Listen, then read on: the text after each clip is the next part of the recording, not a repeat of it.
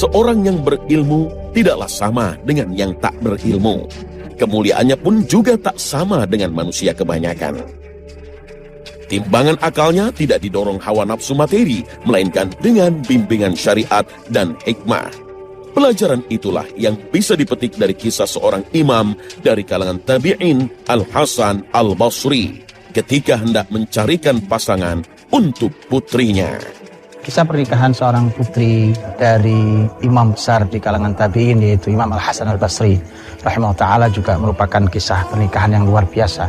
Disebutkan bahwa Imam Al-Hasan Al-Basri rahimahullah ta'ala sebagai seorang ilmuwan besar di kalangan tabi'in yang meninggal tahun 110 Hijriah, adalah pernikahan yang juga sangat istimewa ketika putrinya itu dilamar oleh putra mahkota dari dinasti Bani Umayyah, di mana disebutkan bahwa Al-Walid putranya Abdul Malik melamar putri dari Imam besar Al-Hasan Al-Basri rahimahullah ta'ala, tapi kemudian ditolak oleh Imam Al-Hasan Al-Basri rahimahullah ta'ala. Ya, sang imam tak tertarik untuk menikahkan putrinya dengan putra mahkota, seorang yang kehormatannya terletak pada harta dan kedudukan. Ketertarikannya justru jatuh pada seorang pemuda miskin yang tak lain adalah muridnya sendiri. Di majelis Al-Hasan Al-Basri yang dikenal sangat banyak muridnya, suatu hari Al-Hasan Al-Basri bertemu dengan salah satu muridnya yang bernama Quthair ibn Abi Wada'ah. Quthair ibn Abi Wada'ah ini beberapa lama dia tidak hadir di majelis Imam Al-Hasan Al-Basri. Kemudian Al-Hasan bertanya kepada Quthair bin Abi Wada'ah, "Kemana saja kamu? Tidak pernah hadir, sudah lama tidak terlihat." Dia mengatakan bahwa saya sedang bersedih, wahai Imam Hasan, karena istri saya meninggal dan saya sibuk dengan hal itu. Kemudian Imam Al-Hasan berkata bahwa apakah kamu sudah menikah lagi? Dia mengatakan, siapa orang tua yang mau menikahkan putrinya hanya dengan seorang laki-laki yang hanya punya uang 2 dirham. Gak punya uang sama sekali, seorang penuntut ilmu, masih miskin, dan punya hanya 2 dirham saja. Maka kemudian Imam Hasan Al-Basri mengatakan, ada, saya adalah orangnya. Maka kemudian Al-Hasan Al-Basri rahimahullah ta'ala selesai majelis kemudian menikahkan langsung sesederhana itu, karena sang guru tahu siapa muridnya dan sang murid ridho karena itu pilihan sang gurunya, apalagi adalah putrinya sendiri. Maka kemudian dinikahkan saat itu seorang putrinya Imam Al-Hasan Al-Basri rahimahullah ta'ala dengan sang murid yang sangat miskin. Setelah menikah, Quthair pun langsung kembali ke rumahnya. Saat itu ia sedang berpuasa dan hidangan pembuka yang dimilikinya hanya roti dan minyak. Tak lama terdengarlah suara orang mengetuk pintu yang tak lain adalah Hasan Al-Basri, guru yang juga mertuanya kini membawakan hadiah paling istimewa untuk dirinya.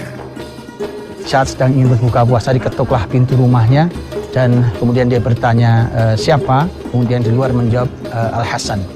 Dia cari nama Al-Hasan, siapa Al-Hasan? Yang dia bayangkan hanya Al-Hasan Al-Basri rahimahullah ta'ala. Maka kemudian begitu dia keluar, ternyata benar sang guru ada di depan pintunya, dan di belakang gurunya ada putrinya yang sudah dinikahinya tapi belum dibawa ke rumahnya. Kemudian Al-Hasan Al-Basri mengatakan bahwa saya tidak mau malam ini kamu tidur dalam keadaan tidak ada istri yang mendampingimu. Ini aku serahkan putriku. Maka putri yang diserahkan, bahkan putri yang sempat berjalan kemudian kesandung, sempat mau jatuh, kemudian dipersilahkan untuk masuk. Saking gembiranya maka Quthair bin Abi Wada'ah naik ke atap rumahnya. Begitu sampai di atap rumahnya dia berteriak-teriak ke tetangganya bahwa ini imam besar Hasan Al-Basri datang ke rumah saya. Ini dia menikahkan saya dengan putri. Ya, berteriak-teriak di hadapan di tetangganya.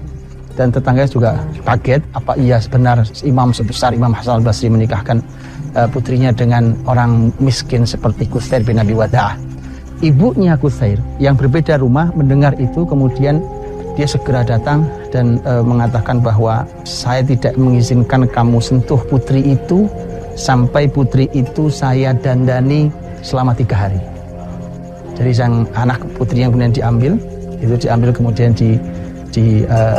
didandani oleh ibunya selama 3 hari baru kemudian diserahkan, dan itu adalah malam istimewa dari seorang Quthair bin Abi Wada'ah dengan istrinya. Setelah sekian lama, setelah beberapa waktu Quthair menghabiskan waktu-waktu bahagianya di hari-hari pertama dengan sang istri, dia tidak hadir di majelis ilmunya Al-Hasan Al-Basri. Kemudian begitu suatu hari dia hadir, kemudian sang ayah itu Al-Hasan Al-Basri bertanya, bagaimana kau jumpai dia? Maka sang murid mengatakan, dia adalah wanita terbaik yang pernah dijumpai oleh laki-laki. Karena memang kecantikannya, keilmuannya, kebaikannya, begitu solehahnya. Maka kemudian Al-Hasan hanya mengatakan, segala puji bagi Allah. Ya, miskin tak akan menjadi sebab kekhawatiran bagi orang berilmu seperti Hasan Al-Basri. Dan orang-orang berilmu akan sepenuhnya mengimani kitabullah dan meyakini pula janji Allah di dalamnya.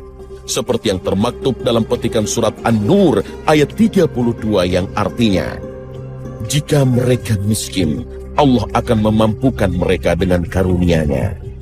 Dalam menafsirkan ayat itu, Ibnu Abbas bahkan menyerukan, iltamisul ghina fin nikah, carilah kekayaan dengan menikah. Ini adalah pelajaran yang mahal tentang seorang Al-Hasan Al-Basri rahimahullah ta'ala, bagaimana seorang guru justru lebih mempercayakan putrinya yang istimewa itu diberikan kepada muridnya, bahkan tidak diberikan kepada calon raja yang begitu melimpah kekayaannya dan begitu melimpah fasilitasnya. Mengapa? Karena pernikahan bukan sebatas sebuah kekayaan, pernikahan bukan hanya fasilitas. Pernikahan adalah sebuah bahagia yang sedang disusun bersama. Ini adalah kisah Al-Hasan Al-Basri rahimahullah ta'ala. Kaya tak menjamin bahagia, miskin belum tentu sengsara. Namun tak berilmu tentang agama sudah pasti tersesat di dunia yang berujung pada ancaman neraka. Na'udzubillahi min dzalik. Karena itu, para orang soleh terdahulu teramat hati-hati ketika memilih pasangan, baik untuk dirinya maupun untuk anak-anaknya. Mereka tak khawatir akan rezeki yang telah dijamin Allah. Namun mereka khawatir jika bahtera pernikahan itu tidak berlayar menuju ridha ilahi.